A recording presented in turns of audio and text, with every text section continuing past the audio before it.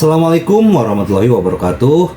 Salam sejahtera buat kita semua. Semoga kita semua dalam keadaan sehat jasmani dan rohani, tidak kekurangan satu apapun. Amin ya robbal alamin. Oke, Mimin akan melanjutkan cerita Liontin Giok Naganya. Bab 1026 sampai bab 1030.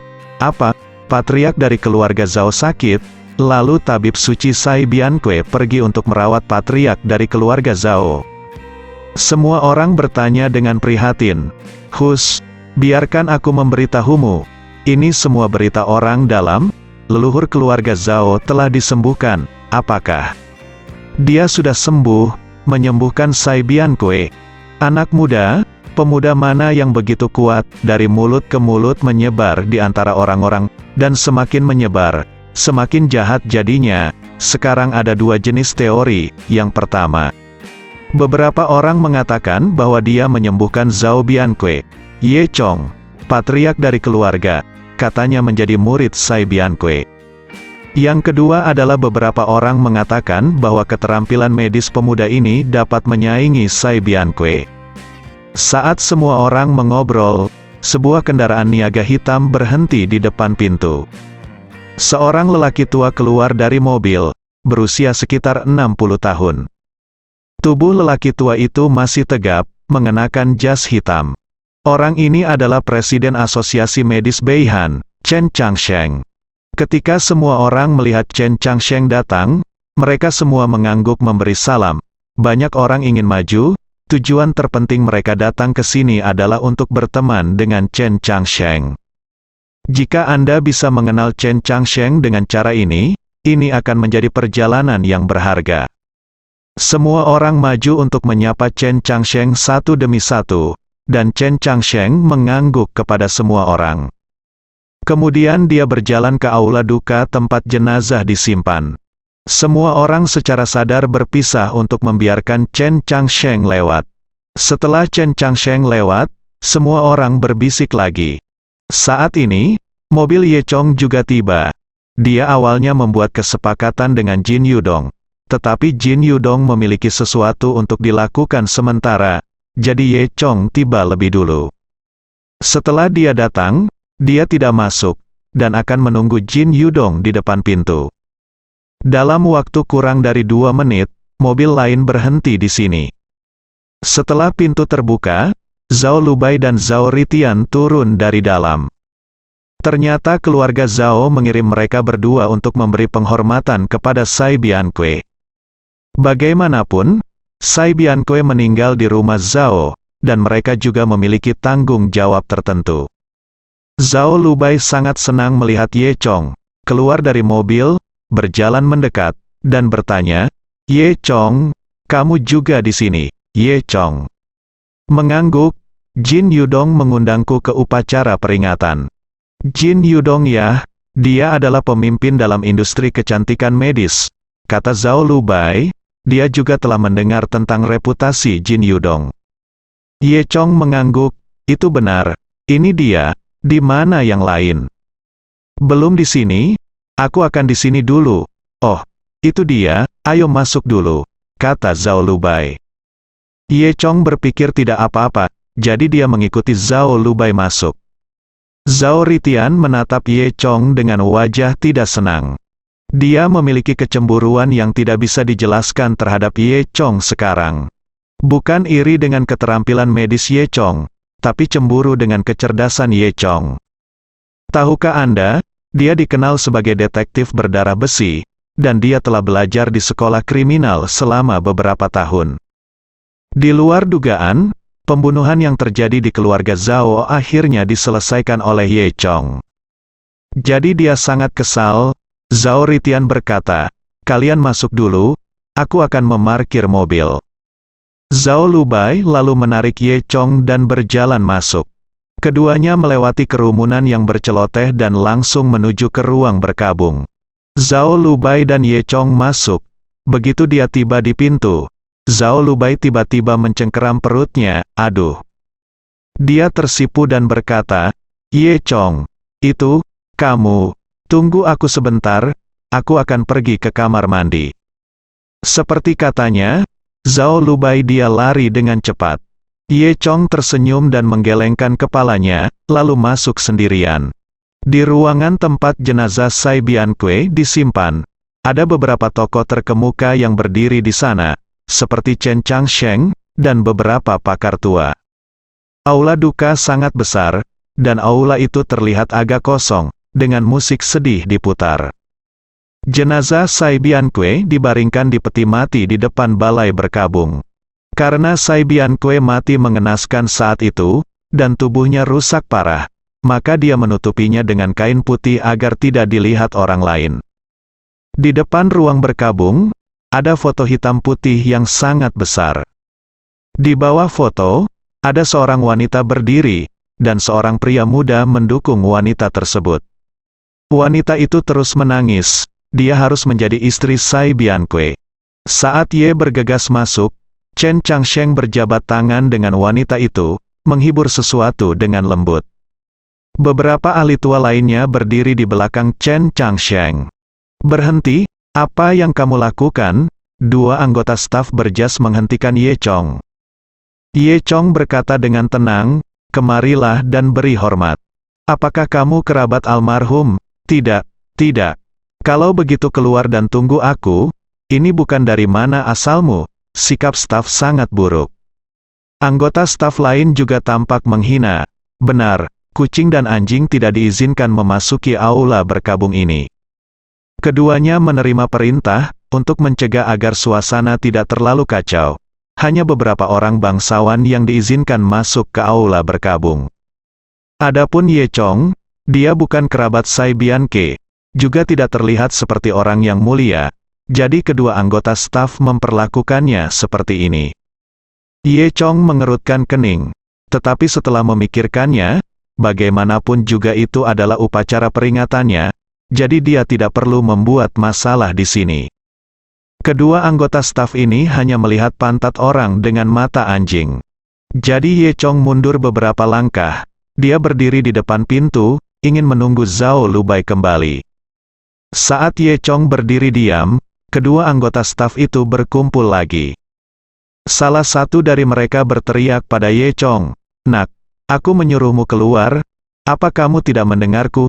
Cepat keluar dari sini, pintu ini bukan tempatmu tinggal. Kami punya pengawas, kami tidak membutuhkanmu," yang lainnya kata seorang. Kata-kata ini benar-benar membuat Ye Chong marah. Dia berpikir mengapa kedua orang ini bersikeras untuk menempelkannya seperti plester kulit anjing. "Kalian berdua, jaga mulutmu bersih. Aku di sini untuk meratapi Sai Bianque." Staf itu memarahi, "Brengsek, hanya kamu, apa-apaan kamu? Lihat pakaianmu yang malang. Bisakah kamu datang untuk memberi penghormatan kepada keajaiban?" "Dokter Sai, aku mengerti. Kamu datang ke sini hanya untuk makan dan minum, akan memiliki sisa makanan." Yang lain memarahi. Tampar anggota staf belum selesai mengutuk, Ye Chong menamparkan wajahnya, dan wajahnya bengkak. Orang itu ditampar dengan bintang di matanya, dan yang lainnya mundur selangkah ketakutan.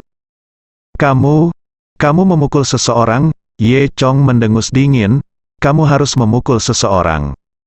Pada saat ini, Chen Changsheng tentu saja memperhatikan situasi di sini. Dia mengerutkan kening, dan berteriak, "Apa yang terjadi? Siapa yang berani membuat masalah di sini? Hari ini adalah upacara peringatan Miracle Dr. Sai. Coba saya lihat, siapa yang membuat masalah di sini?" Setelah berbicara, Chen Changsheng dan ahli tua lainnya datang. Istri dan anak Sai Bianque juga datang bersama. Istri Sai Bianque, bernama Li Mingyu, adalah seorang wanita berusia 60-an, dan dia terlihat sangat baik. Kedua matanya bengkak karena menangis, dan dia bertanya, "Nah, apa yang terjadi?" Ye Chong berkata. Dengan acuh tak acuh, "Kedua pelayanmu memandang rendah orang-orang dengan mata anjing, dan aku di sini untuk beribadah, mereka memarahiku, dan saya membersihkannya." "Lupakan, adik, saya minta maaf untuk mereka, mari kita lupakan saja," kata Li Mingyu. Dia benar-benar tidak berminat untuk membahas masalah ini. Namun, pada saat ini, Chen Changsheng melambaikan tangannya dan berkata, "Tidak, saudari ipar, bagaimana masalah ini dibiarkan begitu saja? Saya pikir anak ini membuat masalah di upacara peringatan Dokter Ajaib Sai. Dan saya pikir dia sengaja menindas anak yatim dan jandamu. Kakak ipar jangan khawatir, serahkan masalah ini padaku." Alasan mengapa Chen Changsheng begitu aktif di upacara peringatan Sai Biankue terutama untuk tampil baik di depan Li Mingyu dan untuk mendapatkan reputasi yang baik. Lagi pula, ada begitu banyak orang berpangkat tinggi dan berkuasa di sini hari ini. Jika kinerja baik, setelah Presiden Perhimpunan Medis saat ini pensiun, maka dia, Wakil Presiden, akan menjadi anggota penuh waktu. Chen Changsheng memiliki perhitungannya sendiri, tetapi Li Mingyu hanya ingin menenangkan keadaan. Chen Changsheng sama sekali tidak peduli dengan perasaan Li Mingyu, dan bersikeras bahwa dia tidak bisa melakukannya. Setelah itu, Chen Changsheng berjalan ke Ye Chong, dan bertanya, "Apa yang kamu lakukan? Datang ke sini untuk membuat masalah? Apakah menurutmu tidak ada orang di sini? Hari ini, aku, Chen Changsheng, akan membereskannya. Karena itu, saya di sini hanya untuk memberi hormat." Anggota staf yang dipukul menutupi wajahnya, dia di sini hanya untuk makan dan minum. "Hehe, karena itu masalahnya, izinkan saya bertanya, apakah Anda tahu Dokter Ajaib Sai?" tanya Chen Changsheng. Ye Chong berkata, "Kami telah membahas keterampilan medis." "Apa?" Chen Changsheng tercengang. "Nak, kamu benar-benar bisa menyombongkan diri, dokter jenius nomor 1 Beihan.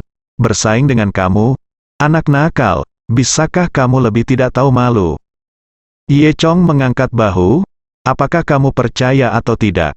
"Oke, izinkan saya bertanya lagi. Kapan Anda bertemu? Di mana Anda bertemu?" Chen Changsheng bertanya lagi. Ye Chong berkata, "Beberapa hari yang lalu, di rumah Zhao." Begitu rumah Zhao disebutkan, semua orang berbisik. Lagi pula, Sai Biankue meninggal di rumah Zhao.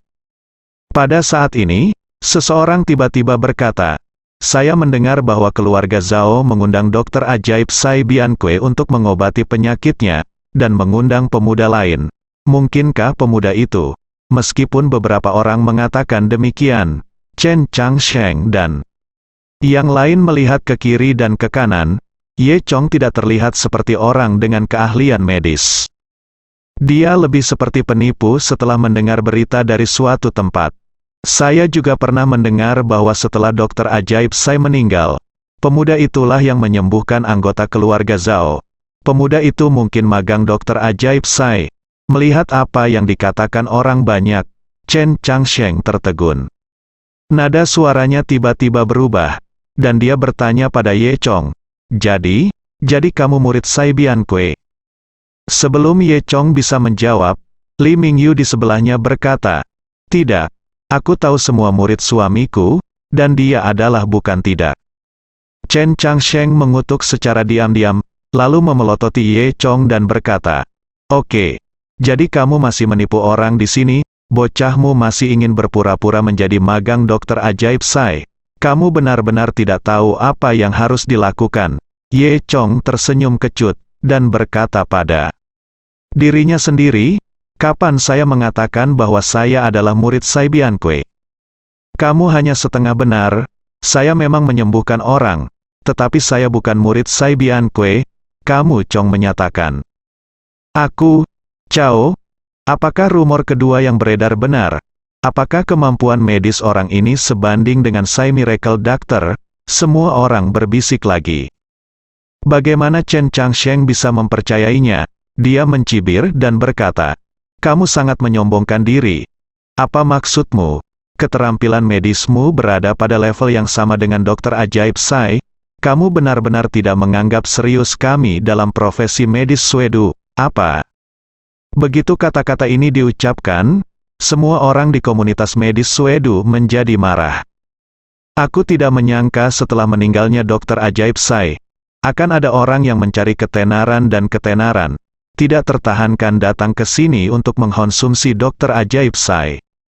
Aku akan melepaskannya, kata Chen Changsheng. Pada saat ini, orang lain masuk. Apa yang terjadi? Apa yang terjadi? Usia orang ini sepertinya beberapa tahun lebih tua dari Chen Changsheng. Ketika Chen Changsheng melihat orang ini, dia langsung menyapanya dengan senyuman di wajahnya. Presiden Song, Anda di sini. Ternyata orang tersebut adalah Song Yanli, Presiden Tetap Asosiasi Medis Beihan. Song Yanli bertanya, Presiden Chen, apa yang terjadi? Chen Changsheng berkata, seperti ini, bukan seperti dokter ajaib yang ditinggalkan Sai. Seseorang datang ke sini untuk meminjam nama dokter ajaib Sai dan ingin menjadi terkenal. Dia menggambarkan apa yang baru saja terjadi. Hal-hal, saya membicarakannya dengan hiasan. Song Yanli mendengus dan memandang Ye Chong, teman kecil. Hari ini adalah upacara peringatan untuk dokter ajaib Sai Biankue. Tolong jangan main-main. Ye Chong mengerutkan kening dan tidak peduli untuk memperhatikan orang-orang ini. Pada saat ini, Chen Changsheng berkata, Presiden, serahkan masalah ini kepada saya.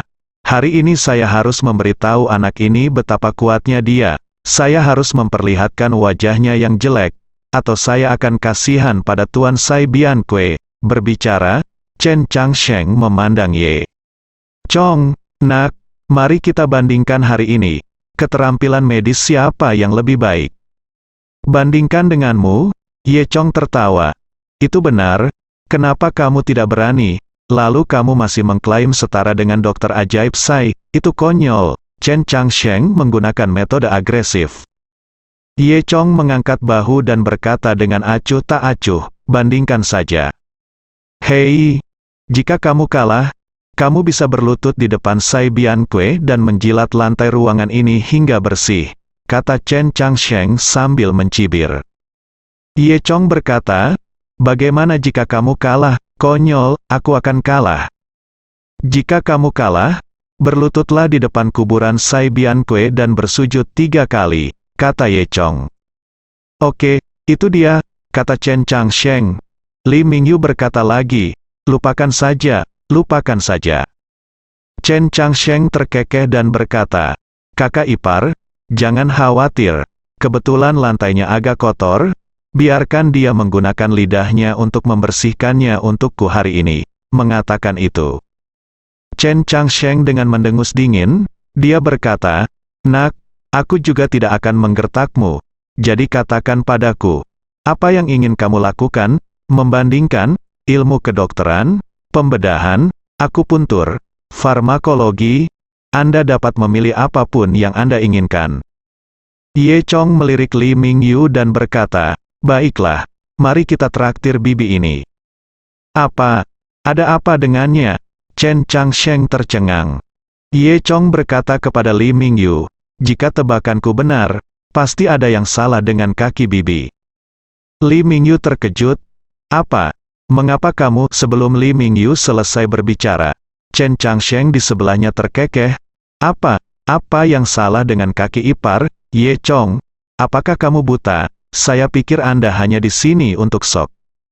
Semua orang yang hadir dapat melihat bahwa Li Mingyu berjalan normal, dan dia tampaknya tidak memiliki masalah dengan kakinya. Ye Chong mengabaikan Chen Changsheng dan melanjutkan, bibi, jika saya tidak salah, meskipun kaki Anda terlihat normal, tapi, larut malam, lutut Anda sakit sekali, bukan? Haha, kataku nak, kamu terlalu pandai menyombongkan diri. Kamu jelas berbicara omong kosong. Kamu mungkin juga menebak beberapa penyakit dasar orang tua, seperti lemak darah tinggi dan diabetes.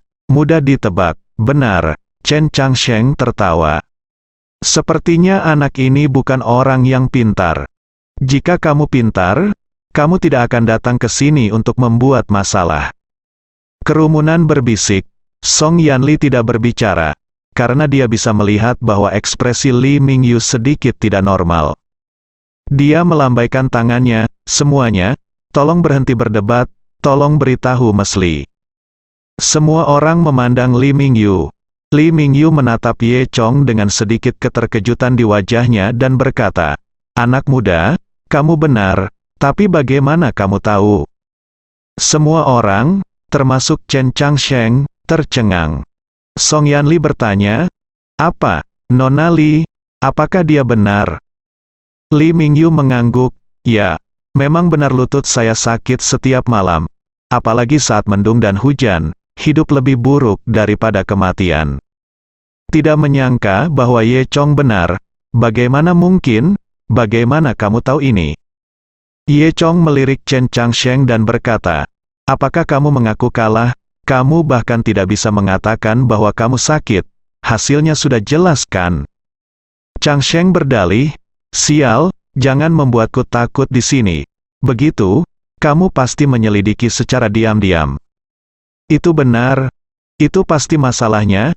Chen Changsheng berkata, "Cepat katakan padaku, siapa kamu dan apa rencanamu? Mengapa kamu ingin menyelidiki secara diam-diam?" Setelah Chen Changsheng mengatakan ini, semua orang merasa itu masuk akal. Itu jauh lebih masuk akal daripada bisa melihat penyakit tersembunyi orang lain secara sekilas. Sepertinya orang ini tidak sederhana, ya. Apa niatnya untuk menyelidiki keluarga dokter ajaib Sai? Semua orang berbisik. Pada saat ini, Li Mingyu menggelengkan kepalanya dan berkata, "Tidak mungkin. Tidak ada orang luar yang pernah tahu tentang penyakit saya. Bahkan jika itu adalah penyelidikan, sama sekali tidak mungkin untuk mengetahuinya." Chen Changsheng bertanya balik, "Saya yakin, suami saya adalah Sai Biankue, jadi tentu saja saya tidak perlu pergi ke rumah sakit. Tetapi bahkan jika suami saya tidak dapat disembuhkan, saya bahkan tidak mengandalkan rumah sakit lain," kata Li Mingyu dengan kepastian. Sebenarnya, ada tautan lain yang tidak disebutkan oleh Li Mingyu.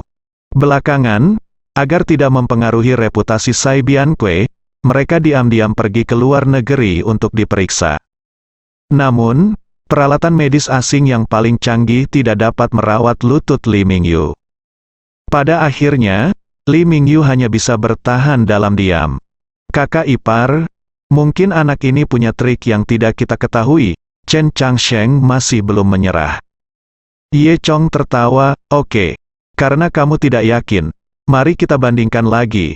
Sekarang kamu tahu apa yang salah dengan kaki bibi. Ayo sembuhkan dia."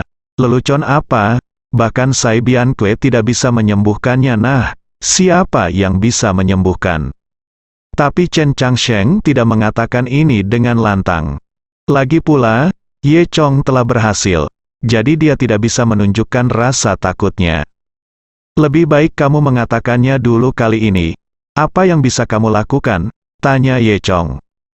Sebaliknya, Li Mingyu tertawa dan berkata, "Bahkan suami saya tidak memiliki obat untuk penyakit ini. Jika bisa disembuhkan, saya tidak perlu menahan rasa sakit ini sejak lama. Kebajikan dan kemampuan apa yang dapat menyembuhkan penyakit ini?" Namun, karena pertanyaannya telah sampai pada titik ini, bukankah konyol jika Chen Changsheng tidak mengatakan sesuatu? Memikirkan hal ini, Chen Changsheng menggigit peluru dan berkata, "Ya, ada masalah dengan lutut, yang kemungkinan besar disebabkan oleh rematik. Jika serius, cara terbaik adalah operasi. Jika benar-benar tidak berhasil, sekarang ada lutut buatan. Ganti saja jika lutut Anda patah, masalah apapun bisa diselesaikan." Li Mingyu menggelengkan kepalanya. Sebenarnya, dia sudah membahas metode ini di luar negeri, dan kesimpulan akhirnya adalah itu tidak efektif. Song Yanli juga menghela nafas, "Hei, sepertinya ini memang penyakit yang sulit dan bermacam-macam, dan tidak bisa diobati dengan metode biasa. Nona Li, ini sangat sulit untukmu, mungkin tidak bisa disembuhkan. Tapi setidaknya aku bisa menemukan cara untuk mengurangi rasa sakitmu. Serahkan ini padaku." Li Mingyu mengangguk, "Kalau begitu terima kasih, Presiden Song." Pada saat ini, Ye Chong berkata, "Jangan khawatir, saya punya solusinya." "Apa? Kamu punya solusinya?" Semua orang tercengang. "Anak muda, mari kita terima ketika Anda melihatnya. Anda dapat melihat penyakit mesli, yang membuktikan bahwa kekuatan Anda tidak buruk. Saya pikir mari kita lupakan masalah hari ini," kata Song Yanli. "Aku bilang aku bisa menyembuhkannya," Ye Chong berkata. karena aku mengatakannya, itu berarti aku bisa menyembuhkannya? Apakah kamu akan bermain trik? Chen Changsheng mencibir, aku ingin mengaku kalah, tapi aku akan bermain trik, hehe. Apa yang kamu bercanda? Saya juga ingin melihat bagaimana Anda memflash lidah Anda. Bahkan peralatan medis asing yang paling canggih pun tidak dapat merawat Li Mingyu. Anak laki-laki biasa, apa yang bisa dia lakukan? Oleh karena itu, Chen Changsheng percaya bahwa Ye Chong hanya melebih-lebihkan. Ye Chong berkata, lupakan saja, aku akan membiarkanmu melihat keahlianku hari ini. Dia memindahkan bangku dan meminta Li Mingyu untuk duduk. Li Mingyu berpikir sejenak, lalu duduk di sana, anak muda. Aku percaya padamu, coba saja dengan santai, tidak masalah jika tidak berhasil. Aku sudah terbiasa. Ye Chong tersenyum dan tidak mengatakan apa-apa. Kemudian, dia mengeluarkan kotak jarum perak dari senjata ajaib luar angkasanya. Semua orang melihat bahwa Ye Chong Si membawa jarum perak bersamanya. Mungkinkah dia benar-benar seorang dokter? Setelah itu, Ye Chong memberi Li Mingyu akupuntur. Metode akupuntur yang dia gunakan disebut jarum 18 pengemis, yang memiliki efek ajaib dalam mengobati penyakit persendian. Namun, teknik metode akupuntur ini sangat kasual dan sederhana, bahkan bisa dikatakan agak jelek. Sama seperti namanya, pengemis, Chen Changsheng dan yang lainnya tentu saja tidak mengetahui metode akupuntur ini. Mereka hanya melihat gerakan Ye Chong yang tampak canggung dan jelek, dan mereka tidak bisa menahan tawa. Ye Chong, apa yang kamu lakukan? Kamu menyebutnya akupuntur? Chen Changsheng mencibir, magang baru yang telah belajar selama 3 hari lebih baik darimu. Apakah ini mengobati orang atau menyakiti orang? Katakan padanya untuk berhenti. Menurutku ini tidak masuk akal. Setiap orang adalah tokoh terkenal di bidang medis, dan mereka mencibir, manipulasi, seperti itu. Song Yanli juga melangkah maju, anak muda, jangan main-main, dilihat dari teknikmu, kamu sama sekali tidak tahu akupuntur, jadi hentikan. Sebelum Song Yanli selesai berbicara, Li Mingyu tiba-tiba bereaksi, tunggu, aku merasa kakiku agak panas dan gatal. Ye Chong berkata, ini adalah fenomena normal. Apa? Kamu takut obatnya buruk? Apakah itu normal? Chen Changsheng berkata, kakak ipar, tolong hentikan. Tidak, Li Mingyu berkata, saya merasa cukup nyaman. Sekitar setengah jam kemudian, set Begars 18 Needles Ye Chong selesai. Itu tampak biasa, bahkan jelek, dan tidak memiliki efek mewah dari akupuntur Dainichi Tathagata. Namun, berguna untuk penyembuhan penyakit sendi memiliki efek ajaib. Setelah jarum ditusukkan, Li Mingyu berdiri dengan terkejut. Perasaan berat di kaki saya yang selalu ada telah hilang. Nona Li, apa maksudmu? Kakimu sudah sembuh? Song Yanli bertanya. Apa, asli atau palsu? Semua orang bertanya dengan heran, ini benar-benar sembuh. Sangat bagus, baiklah, Li Mingyu berkata dengan percaya diri. Tubuhnya sendiri yang paling tahu. Aku akan pergi. Metode akupuntur yang belum matang tadi benar-benar sembuh. Apa yang tidak dewasa, itu sangat pintar dan canggung. Betul. Pernahkah kamu mendengar bahwa tidak masalah apakah kucing itu hitam atau putih? Asalkan bisa menangkap tikus, itu kucing yang baik. Sepertinya dia benar-benar dokter ajaib, sungguh menakjubkan. Keterampilan medisnya sangat luar biasa. Semua orang berkata satu demi satu. Chen Changsheng membeku di tempat, tidak bisa mengatakan sepatah kata pun. Li Mingyu juga orang yang bijaksana, dan berkata langsung, kamu juga mengatakan bahwa suamiku adalah dokter jenius nomor 1 Beihan. Aku melihat anak muda itu, keterampilan medismu lebih baik daripada suamiku tidak dapat menyembuhkan penyakitnya. Aku tidak menyangka kamu menyembuhkanku dengan mudah, sungguh menakjubkan. Dia mengangguk ke Ye Chong, hari ini adalah upacara peringatan suamiku. Waktunya tidak tepat, ketika aku punya waktu nanti, Aku pasti akan mengundangmu ke rumahku untuk pertemuan. Terima kasih banyak. Ye Chong melambaikan tangannya, jangan khawatir tentang hal-hal kecil. Kemudian, Ye Chong menatap Chen Changsheng lagi. Sekarang apalagi yang harus kamu katakan? Kamu kalah, menurut setuju, kamu harus berlutut ke kompetisi bersujud 3 kali di depan Bianke. Chen Changsheng mengertakkan gigi dan mencibir, hehe, aku mengerti, kamu berada di grup yang sama. Li Mingyu dan yang lainnya tercengang, apa itu, kalian? Chen Changsheng melanjutkan, oke, Li Mingyu, saya sepenuhnya mengerti bahwa setelah kematian Sai Bianque, Anda ingin merekomendasikan dokter jenius lain dari antara orang-orang Anda sendiri, bukan? Kendali dunia ada di tanganmu. Kalian sengaja membuat adegan ini hari ini. Kamu Li Mingyu berpura-pura sakit kaki, lalu meminta anak ini melakukan akupuntur dan moksi busi, berpura-pura menyembuhkan Anda, sehingga semua orang berpikir bahwa Bianque anak ini bahkan lebih baik dalam kompetisi medis, bukan? Anak ini pasti memiliki hubungan yang baik dengan Sai Bianque, dan dia mungkin anak haramnya. Saya tidak peduli jika kalian melakukan hal semacam ini, tapi kenapa kamu mau pergi denganku? Kamu bicara omong kosong. Li Mingyu tersipu malu. Song Yanli berkata, Presiden Chen, Anda bertindak terlalu jauh, mereka termasuk dalam kelompok yang sama. Chen Changsheng dengan tegas menegaskan hal ini.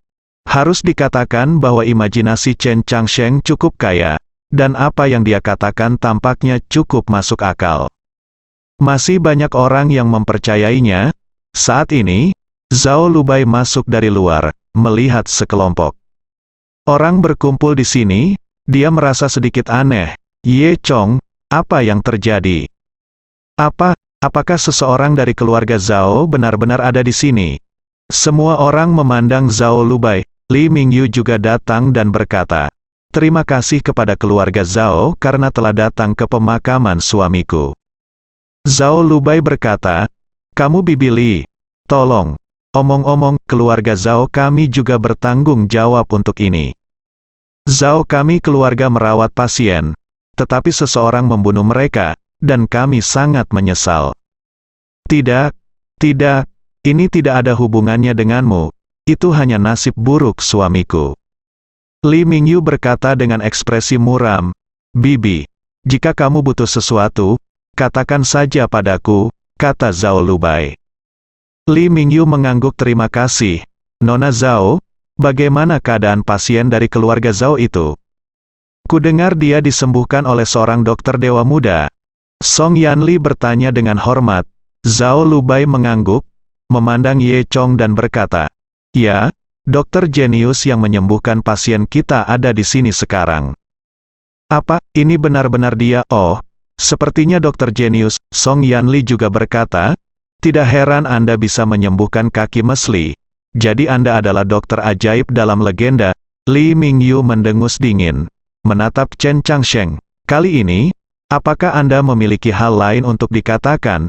Jika Li Mingyu dan Ye Chong berkolusi, itu bisa dimaafkan. Tetapi tidak mungkin keluarga Zhao juga berpartisipasi dalam masalah ini. Oleh karena itu, hanya ada satu alasan nyata, yaitu, Ye Chong adalah dokter ajaib sejati, dan keterampilan medisnya nyata. Kali ini, bahkan Chen Changsheng tidak mengatakan apa-apa. Bagaimana ini mungkin? Aku tidak percaya. Chen Changsheng tersipu dan berkata, bukankah kalian semua berada di geng yang sama, membodohiku di sini? Zhao Lubai menatap dingin, apa yang terjadi di sini? Song Yanli berteriak di sebelahnya, Chen Changsheng, sudah cukup, berapa lama kamu ingin berdebat? Bukankah malu kalah? Hal yang paling memalukan adalah tidak mengakuinya. Tetapi untuk berdebat, Chen Changsheng dengan wajah merah, dia menundukkan kepalanya dan tidak berani berbicara. Song Yanli melanjutkan, saya ingin menerima taruhan. Anda adalah orang pertama yang mengusulkan taruhan ini. Sekarang setelah Anda kalah, Anda harus mengikuti kesepakatan dan pergi ke Sai Bianque dan bersujud 3 kali. Chen Changsheng menelan ludah, Presiden. Ini, Li Mingyu berkata dari samping. Lupakan, lupakan saja. Sebagai wakil presiden masyarakat medis dan keturunan kedokteran, tidak ada salahnya bersujud di depan Dr. Jenius Tsai, jadi pergilah. Chen Changsheng masih tidak mau pergi. Mungkinkah asosiasi medis kita semua adalah penjahat yang tidak masuk hitungan? Jika kamu tidak bersujud hari ini, kamu tidak akan bekerja di asosiasi medis di masa depan, kata Song Yanli. Mendengar ini, Chen Changsheng panik. Tidak mungkin. Untuk mempertahankan posisinya saat ini, dia tidak punya pilihan selain berjalan ke peti mati Sai Bianque, lalu berlutut, dan dengan hormat bersujud 3 kali. Pikir Chen Changsheng ini mampu menunjukkan wajahnya di upacara peringatan Sai Bianque akan meningkatkan reputasinya. Tapi dia tidak menyangka akan membuat skandal besar. Sekarang bagus dia bisa terus bertahan di Medical Association, dan dia tidak harus mengharapkan posisi presiden biasa lagi. Memikirkan hal ini, Chen Changsheng menatap tajam pada Ye Chong. Dia menyalahkan semua ini pada Ye Chong di dalam hatinya. Pada saat ini, Song Yanli datang ke sisi Ye Chong dan berkata, "Tuan Ye, saya sangat mengagumi keterampilan medis Anda. Meskipun kami kehilangan dokter seperti Sai di bidang medis Beihan, kami memiliki seseorang seperti Anda lagi. Dokter, ini berkah bagi komunitas medis Beihan kita." Sambil berbicara, orang lain masuk dari luar pintu. Tidak lain adalah Jin Yudong yang mengundang Ye Chong ke sini. Begitu Jin Yudong masuk, melihat Ye Chong, dia berkata, "Oh, Tuan Ye, maafkan saya terlambat kemudian." Dia melihat Ye Chong berbicara dengan Song Yanli, dan dia sedikit terkejut. Apa? Jadi, kalian saling kenal?" Song Yanli berkata, "Ternyata kakak Jin ada di sini, dan kita baru saja bertemu. Keahlian medis Tuan Ye benar-benar luar biasa. Aku sangat mengaguminya." Padanya dengan heran, melihat Ye Chong, "Oh, benarkah? Tuan Ye juga tahu keterampilan medis?" Ye Chong tersenyum dan berkata, "Saya mengerti sedikit." Jin Yudong tidak tahu apakah harus tertawa atau menangis. "Tuan Ye yang jauh di langit dan tepat di depanmu. Apa? Jadi itu Dokter Ye? Kebetulan sekali, bukan?" Song Yanli berkata dengan heran. Ternyata Dokter Ye masih memiliki dokter seperti itu. Kemampuan, kekaguman. Di sisi lain, Kitten, Cowboy, dan Titan sedang makan hotpot di restoran hotpot. Sejak dini hari, anak kucing itu menyeret kedua lelaki besar itu untuk berbelanja bersama. Anak kucing itu membeli banyak barang, semuanya dibawa oleh Cowboy dan Titan. "Karena saya akan segera kembali ke pulau pelatihan, tidak banyak hal baik di kota ini." Saat Kitten selesai berbelanja sepuasnya, kedua pria bertubuh besar, Cowboy dan Titan, sama-sama membawa tas dengan perlahan. Untuk memberi hadiah kepada keduanya, anak kucing tersebut mengundang mereka untuk makan hotpot. Ketika mereka sedang makan hotpot, mereka tidak menyadari bahwa seseorang sedang menatap mereka dari kejauhan. Tidak lain adalah Liu Kaihua yang melamar dengan kotoran burung. Perbuatan baik Liu Kaihua ditunda oleh Ye Chong, dan kemudian Ye Chong dan Tang Chun merampas lemak bibirnya. Dia sudah lama menyimpan dendam terhadap Ye Chong. Beberapa hari yang lalu, dia kembali ke Gunung Mengxia untuk meminta bantuan tuannya, Gu Zhenyu. Gu Zhenyu menemukan pembunuh untuknya. Oleh karena itu, Liu Kaihua datang ke sini untuk membalas dendam kali ini. Ketika mereka berada di Gunung Linglong, Liu Kaihua diam-diam mengamati Ye Chong dan anak kucing itu. Jadi Liu Kaihua tahu bahwa wanita ini menciumku dengan Ye Chong. Terlihat lelah, jadi hubungannya pasti tidak biasa. Sayang sekali Ye Chong tidak ada di sini, aku akan membawamu cewek dulu." Liu Kaihua menatap anak kucing itu dengan dingin. "Kamu sangat dekat dengan Ye Chong. Kamu pantas mati dulu." Liu Kaihua menoleh dan berkata kepada orang yang berdiri di belakangnya, "Pergi, singkirkan wanita itu dulu." Di belakangnya berdiri seorang pria besar yang suram, mengenakan rompi hitam, terlihat sangat kusam. Orang ini adalah pembunuh yang ditemukan Gu Zhenyu untuknya. Pria kulit hitam besar itu tidak memiliki ekspresi di wajahnya, berdiri dengan keras, dan langsung menuju ke anak kucing dan yang lainnya. Upacara peringatan Ye Chong belum berakhir. Song Yanli dan Jin Yudong terus menarik Ye Chong dan berbicara tanpa henti. Pada saat ini, telepon Ye Chong tiba-tiba berdering. Itu dari para Titan. Ye Chong sangat terkejut. Apa yang perlu ditanyakan Titan kepada mereka? Ye Chong mengangkat telepon. "Hei, Instruktur Ye, ini tidak baik, sesuatu telah terjadi." Kata Titan. "Ada apa, Instruktur Ye? Anak kucing itu dibunuh." "Apa?" Ye Chong terkejut. "Kucing kecil? Dia sudah mati." "Apa yang bisa saya lakukan sekarang?" kata Titan. "Di mana kamu?" Ye Chong bertanya. "Kami menemukan rumah sakit terdekat bernama Rumah Sakit Dongfang. Instruktur Ye, cepat datang, anak kucing itu benar-benar sekarat." Kata Titan.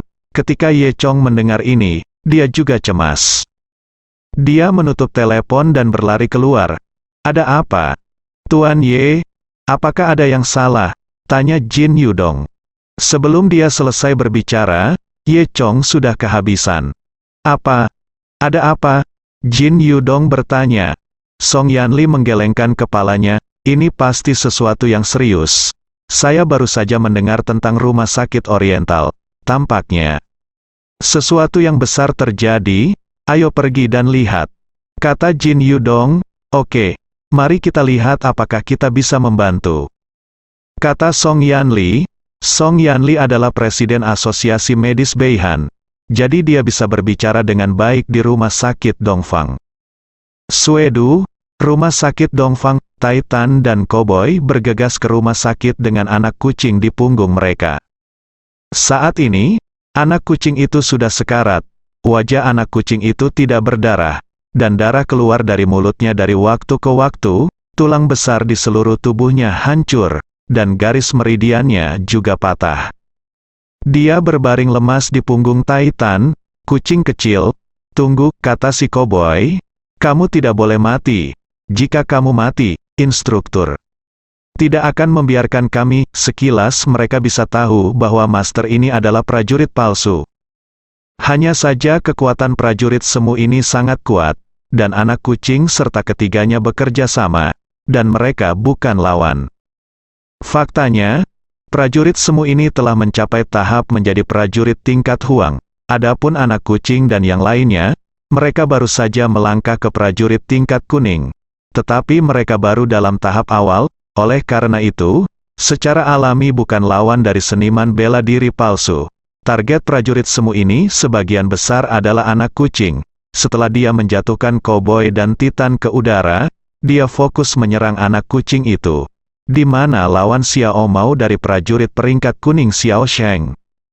Dalam beberapa ronde, dia terlempar ke tanah oleh pukulan lawan, dan kemudian prajurit palsu itu meninju anak kucing itu beberapa kali berturut-turut, menyebabkan anak kucing itu terluka parah. Pada saat Titan dan Cowboy bangkit kembali dan ingin bertarung lagi, seniman bela diri palsu itu sudah menghilang. Awalnya, baik Titan maupun Cowboy mengira anak kucing itu sudah mati.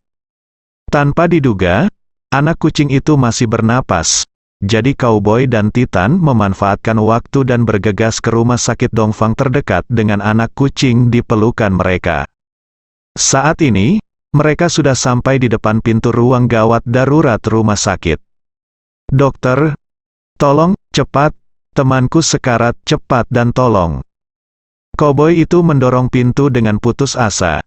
Di ruang gawat darurat, ada seorang dokter paruh baya yang terlihat berusia sekitar 40 tahun. Ada pasien lain yang sedang berobat ke dokter. Dokter menyesuaikan kacamatanya. "Apa yang kamu lakukan? Apa yang kamu lakukan? Berbaris? Apakah kamu tidak tahu tentang mengantri? Keluar dan berbaris, dokter. Sudah terlambat, saya benar-benar terburu-buru." Kata Cowboy itu, "Kamu sedang terburu-buru. Semua orang sedang terburu-buru. Apakah kamu tidak perlu mengantri jika kamu sedang terburu-buru? Jika kamu tidak mengantri, dia tidak akan mengantri, jadi akan berantakan." Dokter Parubaya itu benar-benar mengabaikan kecemasan koboi itu dan berkata dengan dingin. Titan dan koboi tidak punya pilihan selain berjalan keluar dengan anak kucing di pelukan mereka. Mereka meletakkan anak kucing itu di kursi di lorong. Awalnya, ada 2 pasien yang duduk di deretan kursi. Mereka sedikit takut ketika melihat anak kucing itu terluka seperti itu dan terus muntah darah, dan tanpa sadar menghindarinya.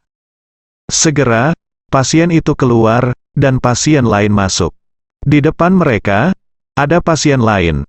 Koboi itu menatap anak kucing itu dengan cemas.